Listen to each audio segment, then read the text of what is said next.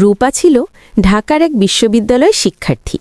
ইংরেজি সাহিত্যে অনার্স করছে, কিন্তু লেখালেখির প্রতি তার একটা আলাদা টান ছিল।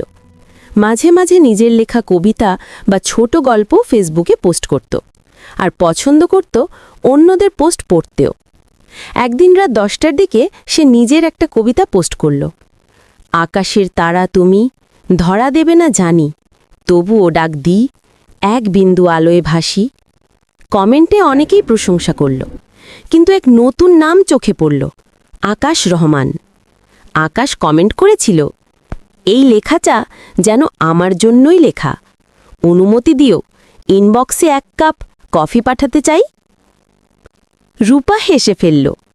সুন্দর কমেন্ট, অল্প খেয়াল, একটু সাহসীয়।